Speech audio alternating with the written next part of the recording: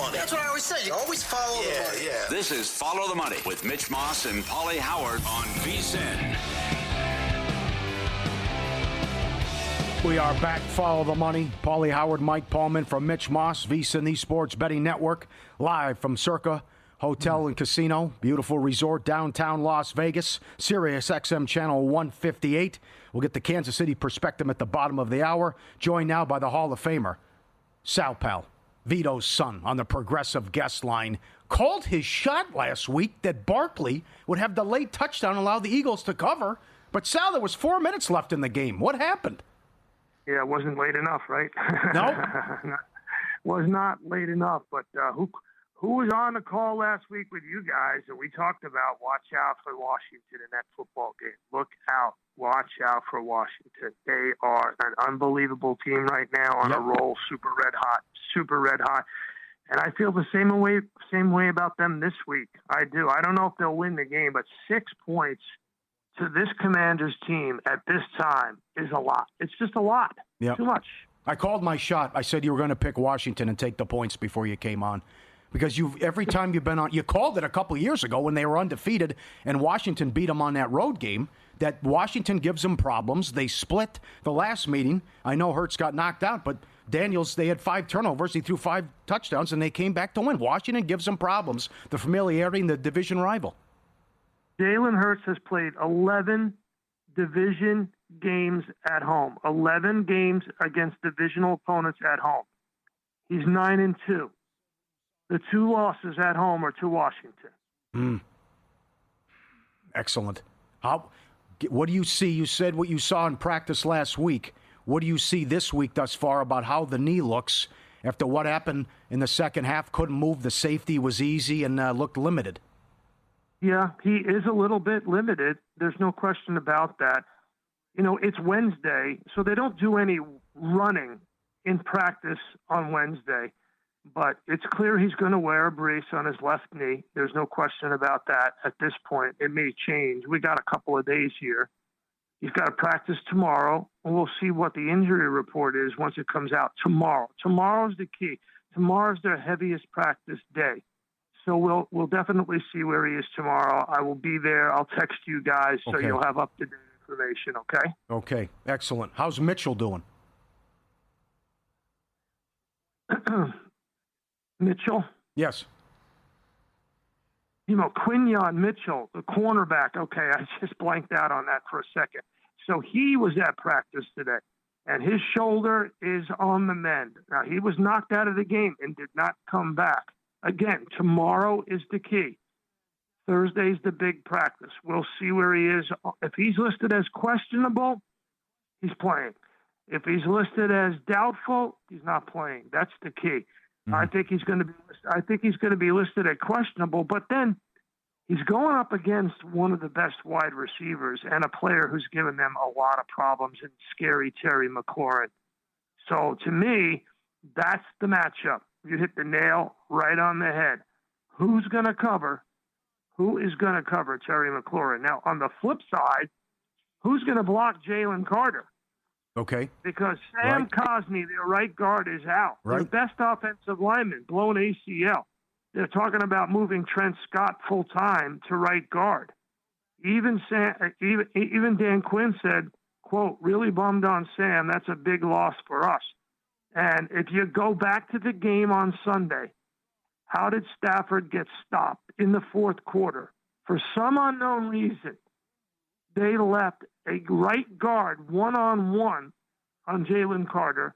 He beats the block easily with a swim move and basically ice skates to Stafford and sacks him on third down, setting up that 4th and long. And then he got pressure again. Why they did not double-team Jalen Carter in the fourth quarter. Basically, that's the difference between Los Angeles winning and losing the football game. I was with Sean McVay after the game, and he looked like he had seen a ghost. Yes. I mean, they thought they were going to win that game 28-29. So they've got to find somebody who's going to block Jalen Carter, and they got to double-team Jalen Carter, and that's going to be a big problem. How do you think they played last week? Brown had the drop. Johnson with the false start at the 1-yard line. Becton downfield early on the beautiful design play to Goddard. They got bailed out by the two big Rams turnovers. I mean, what's Philadelphia thinking here that the fan base that, yes, they're in the NFC title game, but it hasn't looked good, the 2 wins? Yeah, but wins are wins, so you just nailed it again, right? The number one thing, and I've talked about this on your show throughout this postseason and in December and January, 3 major factors on how you survive and advance in the playoffs in the NFL. 1, turnovers. And Jalen Hurts is not turning the ball over. Yes, he looks anemic, no question about it, but he's not turning the football over. And that is a big, big difference from every other quarterback. So that's 1. 2, rushing attempts. Not rushing yards, rushing attempts. And again, the Eagles are way, way up on that. And then points allowed, especially in the fourth quarter. So those are the 3 key things. And that's where the Commanders really matched them. Jaden Daniels in the fourth quarter or overtime in December and January, 6 passing touchdowns, 1 pick. Completion percentage, 70%. QBR, 92. Commanders are 7-0 in December and January. And I think my quote on your show last week was, if the Commanders are hanging around in the fourth quarter, they will win the football game. Yep. I do believe I said that. Yeah, that's why you're a Hall of Famer. Absolutely. Can I bring in a different kicker? Well, what's going on with Elliott here? I mean, misses 2 extra points. He kicked those field goals in the snow, boss. Well, yeah. Well, he missed the extra points, though, too. I mean, I can't trust him from distance either. No, there's no question about it. It's a big problem, 100%. Sal, I want to. 100%. Yeah. Sal, I want to ask you. Yeah, Mike. I want to ask you about. I've heard some things, but you're there. What's the relationship like between Hurts and Nick Sirianni? You know, it's got better. There's no question about it. It's better than it was after they lost last year in the wild card game.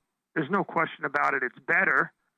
And right now, I think everybody's just trying to survive and advance and move on. So, you know, and the bottom line is it's a good question. I understand the question. It's definitely out there. It's not a factor right now. The factor is this. There are receivers open. Is Jalen Hurts going to be willing to pull the trigger? And do they need him to be much, much better in the passing game to win? So let's take it one at a time. Do they need him to be better in the passing game to win in this game? They might. If Jaden Daniels is performing his magic act in the fourth quarter. Can he throw the ball on time and on target? He's averaging 3.12 snap to release, 3.12 seconds. That's the slowest of the 4 quarterbacks remaining in the playoffs. Second slowest of any quarterback this season in the National Football League. So that's the big problem, is can he get the ball to his receivers, and do they need him to do that?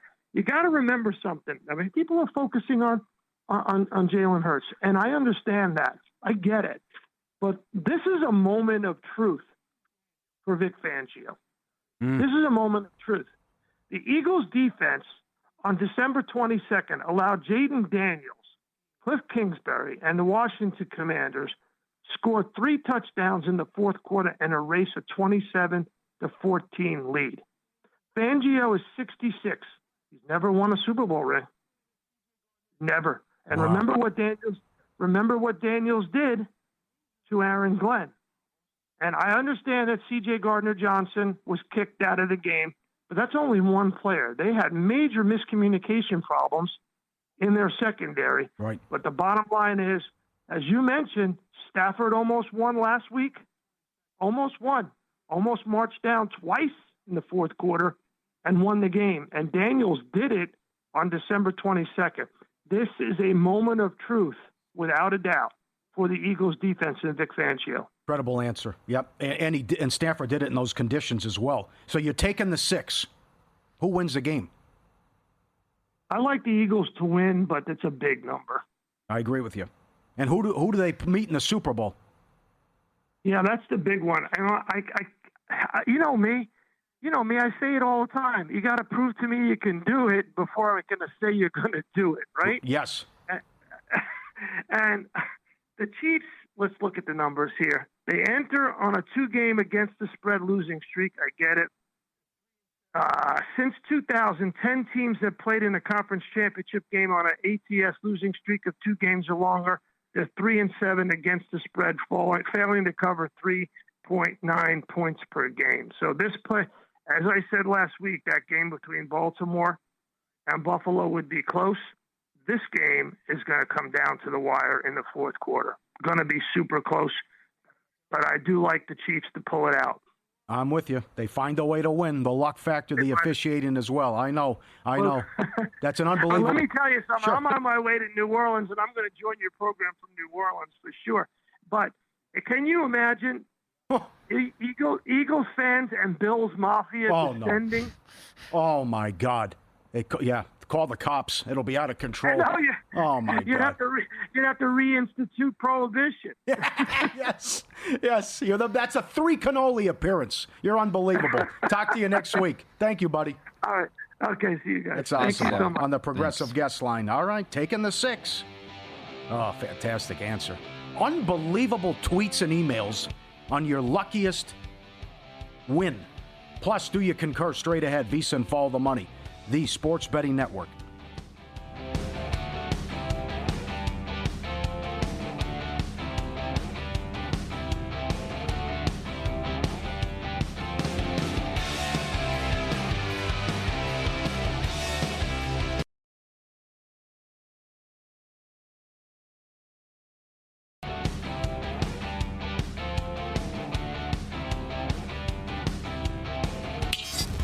This is Follow the Money on VSiN. Great moments in history have begun with a question. To be or not to be, that is the question. What came first, the chicken or the egg? Was it over when the Germans bombed Pearl Harbor? And what kind of hair product does Mitch Moss use? But Follow the Money wants to know. Do you concur? Concur with him. What, sir? Do you concur? Surreal piece of theater again last night with Dan Hurley. My God.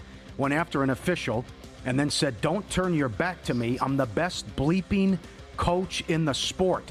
Hurley is the most unlikable person in sports. Mike Palm, do you concur? Boy, it's tough to disagree. It's between him and LeBron for me. I'll concur here, but I wouldn't want to live on the difference. LeBron is a despicable character to me. They have everything his own way. You got to draft his kid. You got to build a super team. But Hurley, why didn't they throw Hurley out of the game? What are these officials afraid of? He's outrageous. He is. He's at half court screaming at him, "Don't turn your back on me." I'd throw him out. TT right there and gone. His behavior in Maui. Connecticut should suspend him. Huh? He's got it. Yeah. Connecticut should suspend him for a couple games. It's outrageous. Him and Cronin both. They're out of their minds. Yeah. It really is outrageous behavior. I'm the best coach in the sport. If you're a parent watching this, you want to send your kid to play for him? Yeah. That's crossing the line. You're talking to another adult here, buddy. Yeah. I mean, this guy is... don't turn your back on me. Yeah, don't turn your back on me. Schottenheimer to the Cowboys is a harder sell than Sal out of the Jags, who in some spots is now the favorite. Do you concur? Much harder sell. I concur. You can make the case for Bobby Saleh. I know Michael Lombardi pointed out he's got a 34% winning percentage, but he's a very good defensive coach. Now, if you can find somebody to fix Trevor Lawrence, it's all right. But when a team gets so much worse when you leave, that pretty looks good for you. I don't see anywhere. I went through Schottenheimer's resume. I went through the offensive stats. Every year he's been an offensive coordinator. What are you basing this on? How is he even the offensive coordinator? And if you wanted to hire a coordinator, wouldn't you hire Zimmer? I mean, I don't get any of it. It's an impossible sell to the fan base. Yep, absolutely. Ben Johnson should have stayed as OC with the Lions. Do you concur? Absolutely concur. Why not stay there and try to win a Super Bowl in that city? You'll never be forgotten. You've got the perfect head coach to be your front man in wackadoo Dan Campbell. Right? He's the motivator of the team. He's the face of the franchise. He deals with the upper management. He deals with the press. Everybody. All you have to do is call plays. That's all you have to do. They built this offensive line for you in Detroit. They've got great skill players, 2 good backs, good receivers. They're loaded with tight ends. Why wouldn't you stay there and be part of possibly a few Super Bowl winning teams? You want to go to Chicago? Now, let me tell you about it. Where would you rank each of these amongst the 32 teams? The ownership. Where do you put them? You put them in the upper half? No. How about the GM polls? You put him in the upper half? No, God, no. How about the president, the failed commissioner of the Big Ten, Kevin? Yes. All of these are negatives. Yes. He should have stayed in Detroit. Who'd you want the Bears to? We could be fireworks with Mike North. I liked it when they flew McCarthy there. I thought they were serious. They flew him in. They were zooming everybody else. Yeah. Not saying thank you when someone holds the door open is more perplexing than trying to get on an elevator as soon as the door opens. Do you concur? You're triggering me here, and I don't concur because this rushing in before people get out, ridiculous. It happened on the 12th floor at the D today. When did this start? This never was a thing. We're getting out on the 12th floor to go to our meeting in the Detroit ballroom, and a guy starts walking in, and I always say very sarcastically, "Oh, excuse us," and he said, "You're excused." Don't they get it? We have to get out first. This is where we're stopping. Yes. My kids are always excited to get in an elevator, and they stand right at the door, and I'm always pushing them back. Let the people out. In fact, I hold the door so they can all get out, and they're going to hold the door so I can get in. What is there? And it's not people who are unconsciously walking in, not thinking about there's people in. They don't care. They just bull rush the door. It's absurd. I don't. It's absurd. I don't care if they don't say thank you. I could give them a care. These people are ridiculous. Yeah, those people are crazy though too. You hold open the door open for someone, you get nothing. It's like when I let you come in here, let you in and you don't give me the hand wave in the car. That's bizarre as well. I do it before they let me in. Yeah, and then they let you in because you've already thanked them. Not letting your food touch on the plate is more bizarre than people who won't eat leftovers or get food to go. Do you concur? My sister was like this. We had to buy her a special plate where the food wouldn't touch and had to be separated. Oh, so it has the dividers. It has the dividers, yes. Well, I think that's in high school. But I think that's still more reasonable than people that won't eat leftovers. I mean, why can't you eat leftovers? I don't get it. I don't get it. Sometimes they're better. Like it's better reheated. You're damn right. Yeah, Thanksgiving. I know. Absolutely. Absolutely. The Friday after something many times better than the actual day. Yeah, won't take the food to go or won't have the leftovers. Ridiculous. Yeah, bizarre. Van Halen with David Lee Roth or Van Halen, you be careful now, with Sammy Hagar. I'm going to say Van Halen with David Lee Roth 100%. I concur. Do you concur? Yeah, I concur. Okay. All right. All right. Oh, boy. You scared me there. No. Are you going to go Hagar? No. Excellent. I can't go Hagar. There you go. Do you concur? Excellent Very nice. job. You had some good questions today, Paul. Well, these tweets and emails are fantastic. So about a half an hour ago, we told the story of Mike Palm, whose best bet last night was Nashville on the puck line. And then the sour rooters and the miserable pukes come out. Oh, nice call. Good. So 5-1 becomes 5-3, 5-4. Next thing you know, they tie it, and then you were never concerned. You're not worried. And then you can tweet back at people. That's why they played 3 periods. But it wasn't money line. They were $4 on the money line. They gave out puck line, and they cover 7-5. They cover the puck line with the empty net goal. Incredible. So that's got us, because everyone wants to talk about bad beats and all this and the worst. How about your lucky wins? How about your great wins? These are awesome. Guy, I know someone who was on the Music City Miracle on the right side of it. How about that one? Adam, I was at the track once with a friend who knows a thing or two about the ponies. He gave me a special of the day, race 7. I put 20 on it, accidentally bet it. He wanted race 7, the number 1. I bet race 7, the 7. The 7 upset the field at 70-1, and I won $1,400. That's excellent. Very good. Share your one, Maestro. From refine_you at the Lobos are coming. Got a free bet one day. This is my favorite. This is great. Tweeted. Got a free bet one day from Hard Rock Sportsbook for $250. It expired at midnight, and I forgot all about it till late. Parlayed the only 2 random tennis matches in Asia that were left at plus $12.50 each, and won $45,000. Oh God, that's ridiculous. You can't top that one. No, you can't. No, that's great. That's all I you're have down left. to 2 things. What's left that I can use this free bet on? I know. Give me the dogs. And I know. It's these late night Asian matches. Yes. S. Watson. Bills against the Oilers in the 93 playoffs, down 35-3 in the third quarter. Russell, Tigers run line, extra inning 3-run homer by Cabrera to win it by 2. Ian McDonald had Salvi Perez to win the 2021 home run title at 500-1. On the last Tuesday of the season, Perez slips in the dugout after being up 4 home runs on Vlad. He DHs the last 4 games, goes 1 of 12. Vlad gets the awful O staff and ties him with 4 bombs in the last weekend. Split 26K. Here, how about this one? A707. Labor Day weekend 2017. I'm in Reno for Rib Fest College Football. UCLA money line to close out a couple parlays. They go down early. I live bet them at decent prices. They get down 38-10 at half, so I leave to eat ribs, come back to watch a fourth quarter miracle. That's the Kevin Sumlin game when A&M was up 38-10 on him on the Monday. I remember watching the whole game. That was Rosen. Rosen played for UCLA in that game too. Excellent. Luckiest win was in a Super Bowl square during the Bucs-Raiders game. I needed some kind of a Bucs turnover in PAT to win, and Derek Brooks picked off Gannon and returned it for the score. Jim Campbell, he also had the Predators on the puck line. Oh, incredible. Patriots Super Bowl against the Falcons. Oh, the Patriots were 3.5, I think, in that game, right? You needed the touchdown, right? That's an all-timer. Oh, man. Remember when Belichick kicked the field goal and everybody said he's crazy for making it 16? Going from 19 to 16. Worked out perfectly. I got to tell you, we talk about betting the wrong track and it won. Okay. I'm sitting in an off track in Maryville, Indiana, right? I used to go there on my days off when I worked in Chicago, Northwest Indiana market. I'm sitting there. There's this group of people, fun-loving group. They've been betting Woodbine on the flats all day. Now, Woodbine would run thoroughbreds in the day, and then they'd run the harness races at night. So it's the last race at Woodbine. I'm betting other tracks, but I'm kind of watching this last race. And here they come, the head of the stretch, and it's like a 60-1 over 30-1. It's all bombs away, right? And these people are now standing up, and they start screaming. And it comes in 4 bombs, like 18-1 run third was the shortest price. They're dancing, they're crying, they're jumping up and down, right? I said, what'd you hit? They said, we got the 10-cent superfecta. Well, you're going to win the whole whatever it was. So they posted up 10-cent superfecta, pays $38,000, whatever, right? The only ticket that had it. Now they're buying everybody drinks in the joint. Everybody food, you want anything? I'm sitting there. Now it's like 20 minutes later, and they're going to cash their ticket. No, the writer punched in the 10th race of the night session with the harness horses. They had no ticket.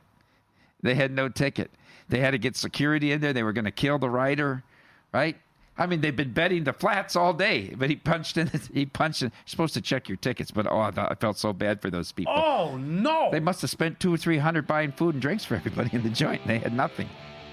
Tough beat. Oh, my God. Tough beat. Maryville, Indiana, off track. Oh, that's a good one. Yeah, tough. We got a lot of those. Got to check your ticket, but I know people make mistakes. We'll get the Kansas City perspective, AFC title game.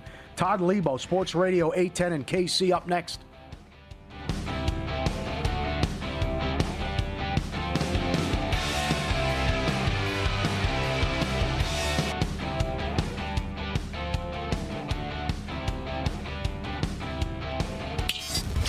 This is Follow the Money on VSiN. Horse racing action heating up in South Florida with the $3 million Pegasus World Cup Saturday, January 25th. Our friends over at First Bet have you covered with everything you need to hit it big. Sign up First Bet.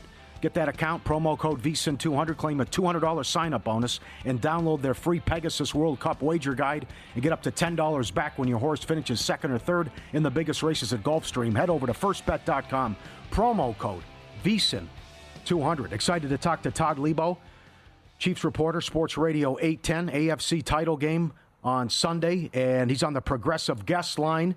Appreciate the time, my friend. How sensitive is the fan base there to, they're lucky, they get every call, Mahomes is treated differently? How does that play back there?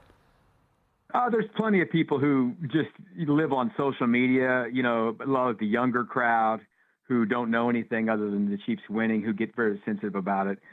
We instruct them all to grow up and don't worry about those things because there was 50 years of nothing before this.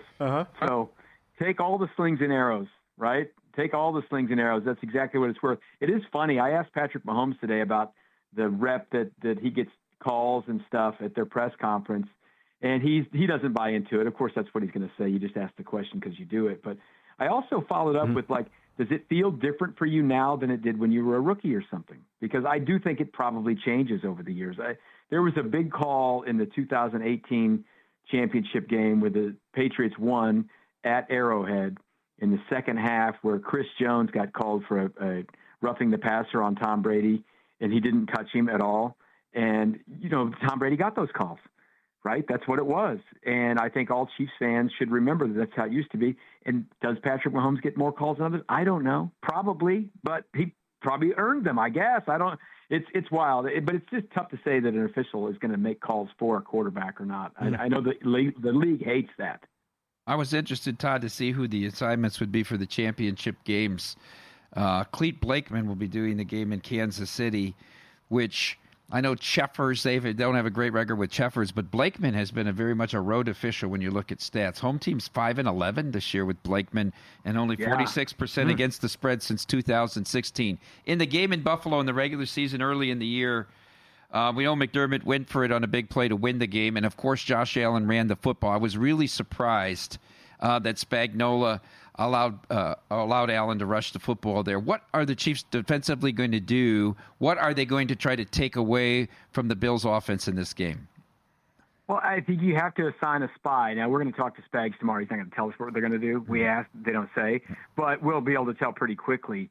And the question is, who's that going to be? I don't know if Nick Bolton is up to the task to be that kind of a spy.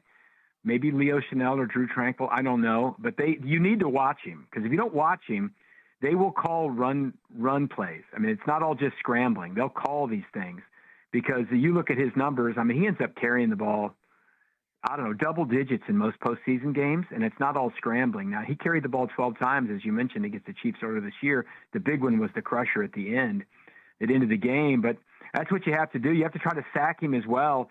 They didn't sack him last game. That's a problem. They didn't. I don't think they sacked him last year in the postseason when they played them either. They ended up winning the game, but the Chiefs got 8 sacks last week. So you got to be able to get to the quarterback and get him to the ground. Josh Allen is hard to get to the ground. Most of the guys trying to sack him aren't as big as him. That's just how it works. He's not the normal sized quarterback, but they need to spy him a little bit, and they also need to get to him. If you don't get to him, he'll kill you. I don't know what to make of Buffalo's defense, which has been great in the playoffs. I was stunned with what I watched Saturday with Kansas City's offense. In particular, nothing out of Hopkins, nothing out of Hollywood Brown. And again, even Aikman was baffled. Every big play, you know where it's going. Oh, there's Kelsey in slow motion, wide open. Why does the offense look like this? And do you think we'll see a vintage Mahomes game Sunday? Well, what Patrick told us after the game and again today was, we asked him about that same thing. I mean, it wasn't even like they didn't get catches. They didn't get targets. Yeah. I think they threw the ball twice to Hollywood Brown, 2 or 3 times to Hopkins. But he said they were taking him away. And listen, because there's no other way to explain Travis Kelce at 35 years old being wide open, other than the fact that they were taking the other guys away. So if you're going to take him away, Mahomes is no dummy. He'll throw to the guy who's going to catch the ball. Yeah. It's not, I promise you guys, in May, Andy Reid was going to sleep dreaming about cheeseburgers and throwing the ball to Rashee Rice and Hollywood Brown and Xavier Worthy and all this stuff. And then Rashee Rice got hurt week 2 or whatever that was, week 3. Hollywood Brown got hurt in the preseason. And now you just got to change everything. You have to go back to what it was the last couple of years, which was kind of pedestrian offense. But they did a great job of doing that. Now they appear to be healthier, although we didn't see much from Hollywood last week. They tried to hit him on that first possession on the touchdown, just kind of overthrew it. Mm-hmm. We might think differently. And he almost caught the ball that was the 50-yard pass, almost came down with it. We might think different if he had 2 catches and a touchdown and 70 yards, but he didn't. So I think it's kind of pick your poison. If they try to double-team Travis Kelce, I expect someone else to be open. But what the Chiefs have to do is they have to protect Mahomes, because he's totally healthy from his ankle that he got earlier this year. But the Chiefs' offensive line, we've talked probably many times about the left tackle. Joe Thuney is playing left tackle now. It's been a mess all year. That's not a good recipe against these playoff teams. So they'll have to try to protect him. But, Buffalo has done a nice job. They don't do a real good job yardage-wise, but they just take the ball away all the time. And the last time the Chiefs turned the ball over, 8 weeks ago, was against Buffalo. They turned it over twice, and they lost the game. Oh, excellent. Yeah. I was also surprised Pacheco wasn't a factor. Is he okay? Yeah, he says he is. But listen, he had ankle surgery in the middle of the year. He's fought hard to come back. But, you got a Kareem Hunt who's not very dynamic, but he will get you 3 or 4 yards, which is a good thing to have. And Pacheco looks slow to me. He just does. Now, he's still got tenacity, and he wants to do it, but sometimes your body's just not ready. I think he'll be much more healthy next year, But as I said, a lot of these guys are coming back. Now, none of them are full strength because they're coming back from injuries that happened this year in some cases, and it's hard to be full strength at that point. The rest certainly helped them, after the regular season, not playing anyone in Week 18 and then having the week off. Uh-huh. But Pacheco does not look fast to me. There's no question about that. I agree with you there. Todd, last week in Buffalo, Bass had a huge kick in the second half of that game. I know both these teams are used to playing in weather and bad conditions. Is Butker 100%? And if he isn't, what percent is he? I think he's not quite 100. The guy had surgery 6 weeks ago, right? He missed the kick against Denver, but he made all his kicks last week, so that was important. Dave Tobe, the special teams coordinator, says he's good to go. He's 100%. I haven't talked to Harrison in a few weeks. He's not normally at the podium. We'll probably get him this week because they throw everyone up there because it's championship game week. But I think he is as healthy as could be. He kicked. I was surprised going left to right on TV. Fairburn couldn't kick the ball to the end zone for the Texans, and Butker did in the second half of the game, kicked it through the end zone. So I think the leg strength is there, but his confidence probably isn't there. He just hasn't kicked as much this year. But it'll be a factor. The weather doesn't look as bad as it looked last week. We're looking at like 30 degrees, and I don't think it's going to be quite as windy. The game against the Texans was as windy a game as I can remember at Arrowhead Stadium in a long time. It was really, really windy, and that certainly affected the kicking game. Very good. 2 minutes left. Have they entered the Patriots zone here where everyone's fed up with them and there's a ton of fatigue? I think so. It sure seems like it to me. I think what you'll see, everyone said the numbers were down, TV numbers last week for everyone. 35 million people, 40 million people, whatever. That's every other league in the world would love to have awful numbers like 40 million people watching a game. I think what you'll see in this game is people don't like the Chiefs, but if they're going to lose, those numbers, and it's a good game, those numbers will skyrocket because it's called like hate watching. You want to watch them lose. You know what I mean? People did that with the Patriots. They probably did it with Duke basketball, Yankees, whatever. But I think, the Chiefs are definitely in that territory. And if they go find a way to the Super Bowl this year and find a way to win it, people will really, really, really, really, really, really be sick of the Chiefs. But no doubt. We'll see. I'm telling you, it was 50 years of nothing. So Chiefs fans will take this for sure. Do you think they win? I don't know. It's going to be a tough one. If they turn the ball over, I don't think they will win this game. They can't. The 2018 Chiefs could be -2 and win a game. This team cannot be. They were -1 against the Bills and lost on the road. So even game, they got a chance. -1, especially if it's a devastating turnover like a strip sack or something back in your own territory, they're in trouble. But if they play clean football, which they've done, knock on wood, that's what they say every time you ask about turnovers. They don't want to talk about it because it hasn't happened. But if they play a clean football game, they'll probably win the game. But, listen, I like Josh Allen. I would like him to make a Super Bowl sometime. I think he's fun to watch. And maybe he's mirroring Peyton Manning's career where it just takes him a while to get there and he'll win a couple. I don't know. Great answer. Great spot. Good to talk to you. Enjoy the game. Talk to you soon. Appreciate it. All right. Anytime, guys. Thanks, all right, Todd. Excellent. Todd Leabo, Sports Radio 810, Chiefs reporter on the Progressive Guest Line. They're going for the three-peat. I don't think they're as polarizing as the Patriots. Well, there's a lot of angles here, though. Yeah, but Reed's a much more likable character than Belichick.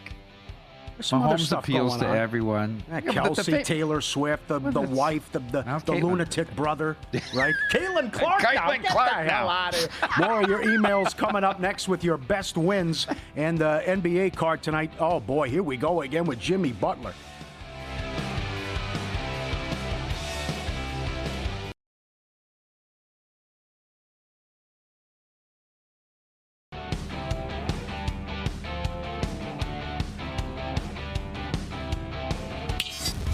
This is Follow the Money on VSiN. Earlier, we asked the audience for their craziest wins. Forget about the bad beats, which everyone likes to talk about. How about your best wins, miracle wins? After Mike Palm had Nashville on the puck line last night, down 5-1, and they won 7-5, and you, the empty netter, was coming right in your ear, too, if you had it. Great call, Mike. Never in doubt. Chris Barton, Yonkers, 2000. I drop in on Mondays. Oh, my God, the shenanigans I would see at Yonkers and Maywood back when I used to bet the ponies. And the horse that was 1-5 would always run out and take a right turn. And the fix was always in at that track. I bet the 1 over the 4, 6, 7. Major pileup. And my only horse standing, the 1, 4, 6, and 7. And the 1 is the winner by 50 lengths. All bombs. The dollar try paid $36,000. Oh, my God. Uncle Bush, going back to what we just talked about. I'm a youth hockey coach. In practice, I drill into the kids' heads coming on and off the ice. It's like an elevator. Let them off first before you get off. Yes. It's out of control. It's an epidemic, what we talked about. Mike with the lucky wins. Raiders against the Patriots out here. Jacoby Myers throwing the ball back to Mac Jones. Gets trucked by Chandler Jones. Ball's out. Walk-off touchdown. Vegas returns it and covers.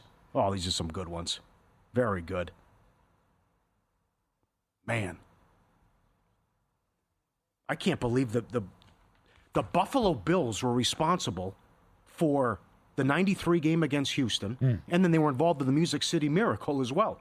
And I know people on both sides of that one, but they come back down 35-3, and then to come all the way back and win. Oh, man, incredible. Okay, NBA card tonight. Not a bad card, but again, we talk about the drama off the court. So we'll talk to Jeff Sherman, manager at the Westgate, top NBA guy. Yesterday, the Suns made a big trade where they acquired 3 first-round picks from the Jazz, trying to do everything they can to get Jimmy Butler from the Heat. So now Butler has been suspended again because he didn't show up he missed the team flight. So the article the other day on ESPN.com after the 7-game suspension was, you ain't seen nothing yet. Jimmy's going to go off the reservation. And you don't know what Jimmy's capable of. So I guess Jimmy just getting between horrible performances and not going out there and giving all he can and effort, aren't even going to show up for the team flight. So the Heat are a mess, and you saw what transpired last night as well. It's a pretty good card. The Suns are a big favorites in Brooklyn against the Nets. Ton of guys out for the Nets. That's still a lot of points to be laying for the Suns, who've been a big disappointment, still sitting there at 500. 10th in the Western Conference. Nets reeling, have lost 9 of 10, and they're 25th in defense. No problem. But the Suns are 24th. So the one lead there would be over 215.5 in that game. My best bet today, we're going with the Hawks. Trae Young is going to play, laying 2.5 against the Pistons. A great season for Detroit. What they've done, a game over 500. Atlanta now in first place. How about this with all the injuries with the Magic and the issues in Miami? It was 122-121 in the first meeting, but I'm going with Atlanta at home, who I like, and a little bit concerned about a young team going into Atlanta with a little time on their hands the previous night as well. Best Bets brought to you by G-Bank, official bank of VSiN. If you're serious about sports betting, need the G-Bank Visa signature card. Most credit card, street sports books, and gaming transactions as cash advances. Even when you put your own money on the card, G-Bank treats gaming transactions as purchases, so you're typically saving up to 3 to 5% on cash advance fees right there. Limited time, $250 bonus after you spend $1,000 in your first 90 days. VSiN.com/GBank. VSiN.com/GBank. Subject to credit approval. I like this team, and I like their A game.